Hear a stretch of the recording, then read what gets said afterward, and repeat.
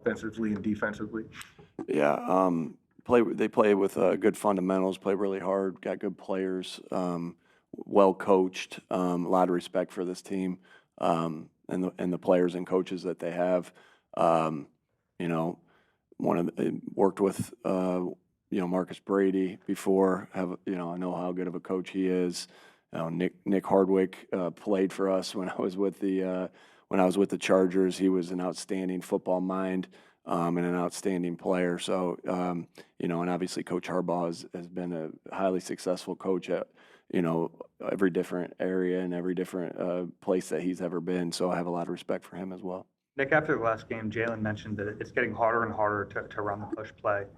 Do you agree with that? And how do you go about trying to protect and save a play that's been so useful for you guys? Yeah, just like kind of we do with anything. Like they adjust, you adjust. You try to make compliments off of it as many as you can to keep them honest. All the different things that you do to help. It's I know it's a unique play that gets a lot of attention and a lot of talk.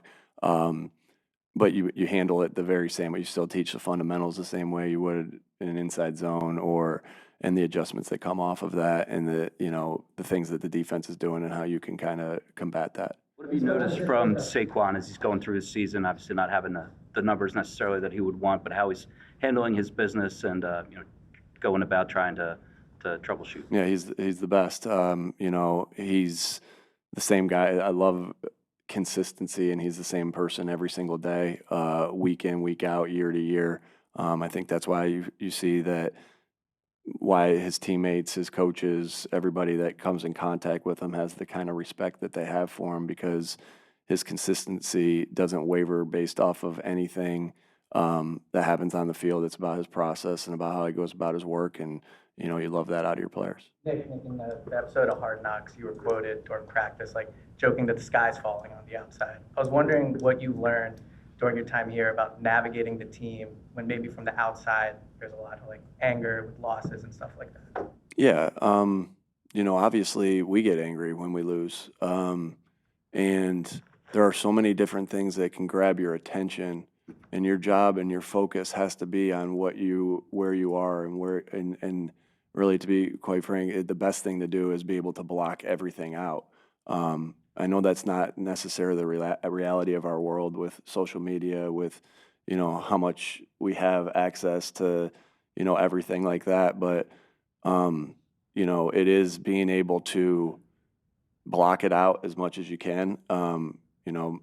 For me, I don't focus on anything other than what's happening in this building. It's not good for me if I read it. It's not good, and I say that in both when you're winning and when you're losing.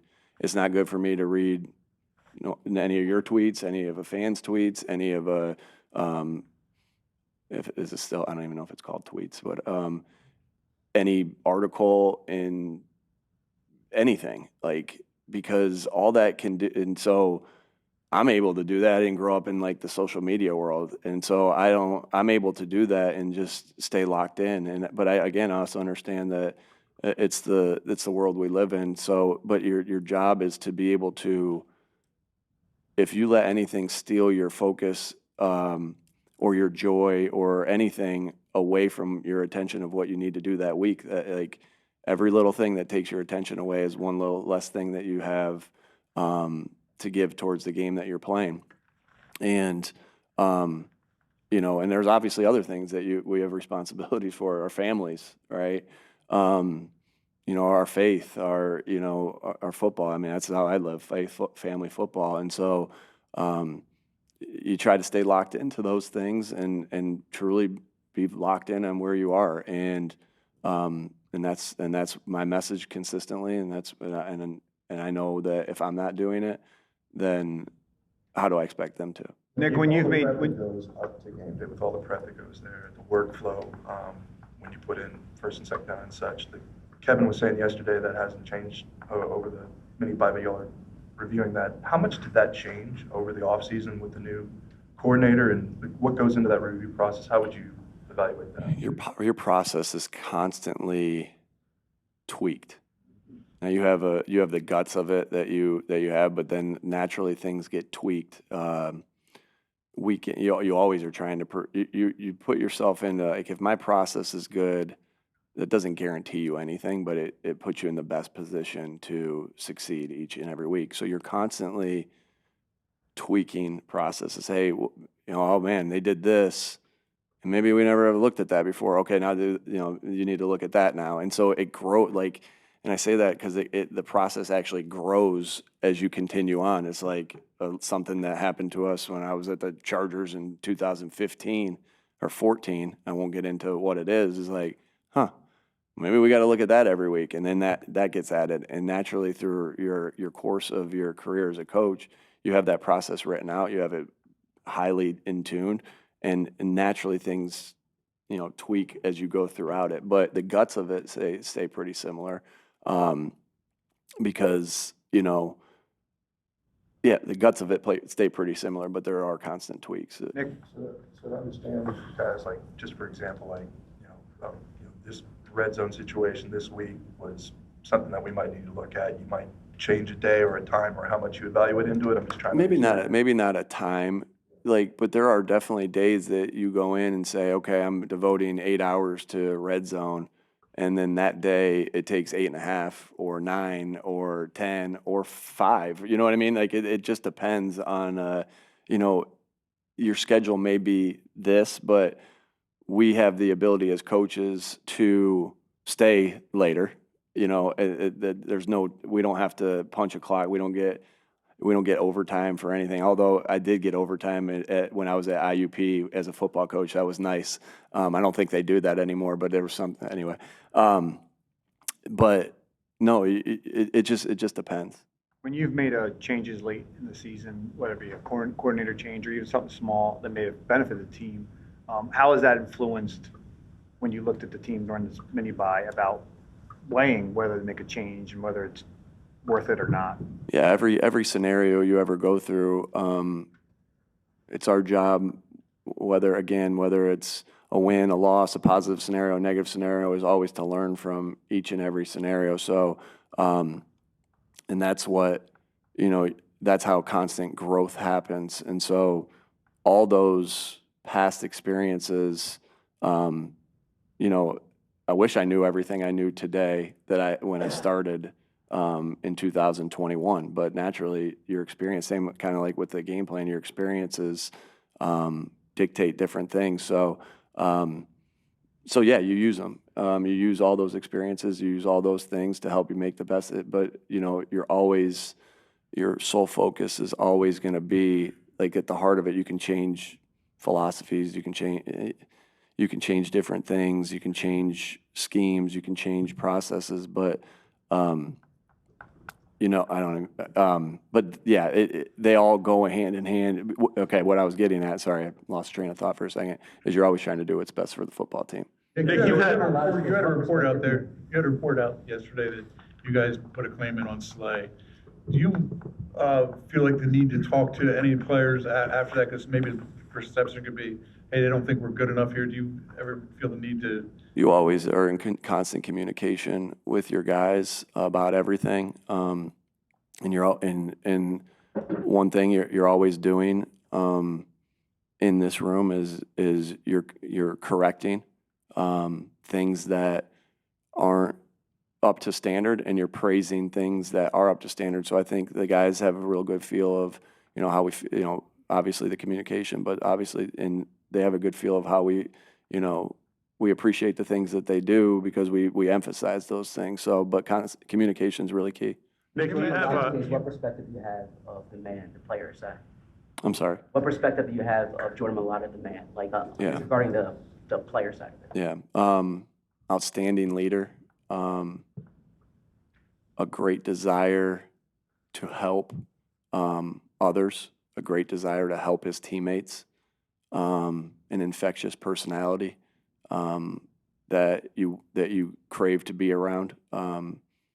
Guys that have, he just got a great personality. You just want to be around a guy like that. Highly talented man, and I mean, it's pretty amazing. His story is pretty amazing.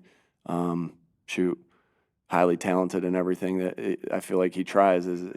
God's blessed him abundantly, and we were just talking about, I'm like, I've coached 2 players that have been on The Masked Singer, Jordan Mailata, and I'm like, can you name the other, does anyone know the other person?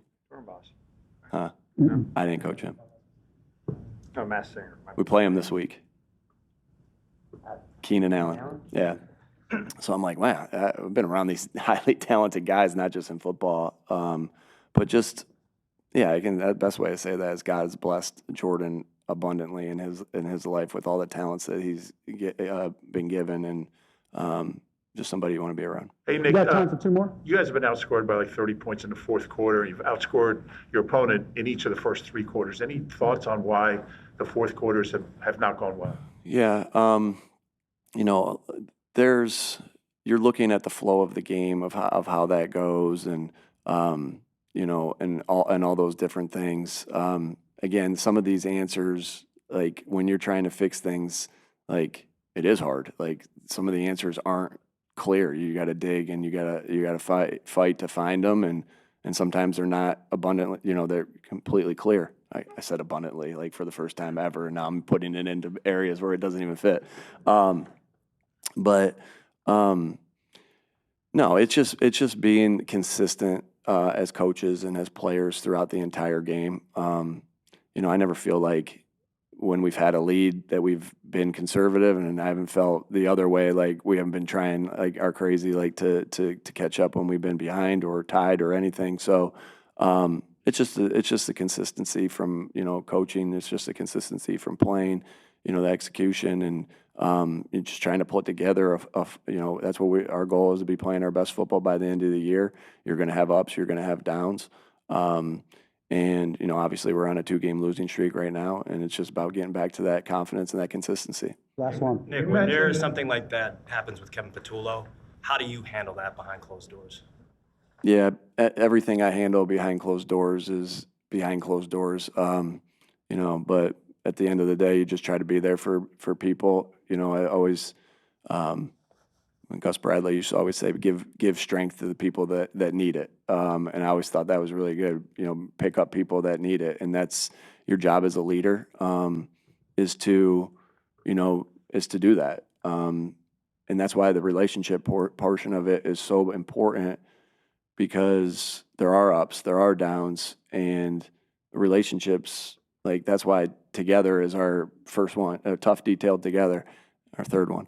But you know, some of the closest relationships you have happen because of, you know, some of the negative things that you go through, right? There's so many, again, I've said before, like, I'm thankful for adversities, because one, it helps you get better. If you allow it, it helps you get better, right? If you don't stay on the ground and you pick yourself up and you learn from those things, it helps you get better. And then the other thing is, you know, it brings people together. Adversities bring people together. Now, I have a tight-knit family that I grew up with, you know, as a kid, with 2 loving parents and great older brothers that show me the way. But I think if you asked any of them, we're close as a family because of the struggles that we had to go through with my dad having cancer. And so, you know, you always want to look at negative things. You always want to be there for guys, and then how do you use adversity to bring people closer together?